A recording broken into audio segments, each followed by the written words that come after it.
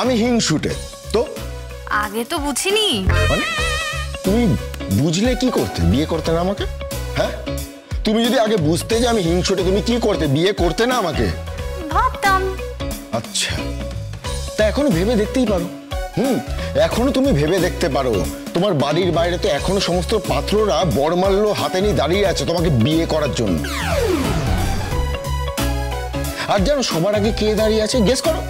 সবার আগে দাঁড়িয়ে আছে তোমার কৃপু। কৃপু সোনা আমার। অঙ্কিত, ভালো হবে না কিন্তু।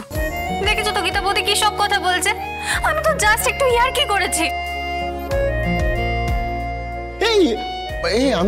আমিও তো ইয়ার্কি করছিলাম।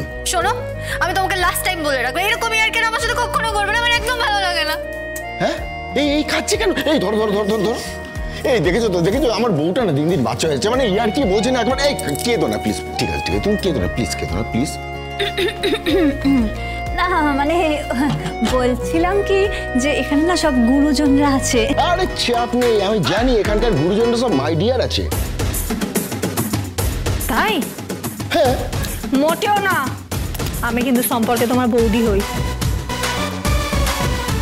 আচ্ছা আচ্ছা আচ্ছা, খালি কথাই বলে যাবে নাকি আমাদের বাড়ির জামাই এই যে কফি বানিয়েছে এত কষ্ট করে, সেগুলো তো ঠান্ডা জল হয়ে গেল?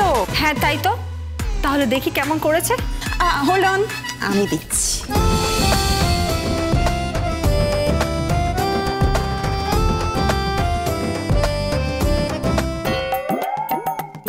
এই কেমন হয়েছে? হ্যাঁ, এমন করছো যেন তুমি কোনো 5 স্টার হোটেলের শেফ। এই যা, কি হচ্ছে কি মেহেক? এরকম ভাবে বলছিস কেন? যা না অঙ্কিত, আমি এটার জন্য তোমাকে 10 দেব, একদম 10-এ 10। তার মানে তোমার সত্যি ভালো লেগেছে? হ্যাঁ গো, সত্যি খুব ভালো হয়েছে। দাঁড়া দাঁড়া, অঙ্কিত ফাটাফাটি ফাটাফাটি হয়েছে, ফাটাফাটি। আমার বর তাহলে বেগুন নয়, মানে ভালোই গুণ আছে। হ্যাঁ,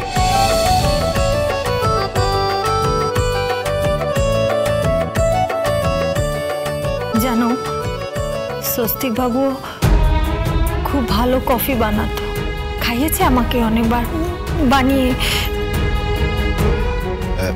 গীতা বৌদি, আই এম সরি। আমি হয়তো না বুঝেই তোমার ক্ষতস্থানে আবার আঘাত করলাম, তাই না? না না, তুমি কেন সরি বলছো? সত্যি অঙ্কিত, কফিটা খুব ভালো হয়েছে।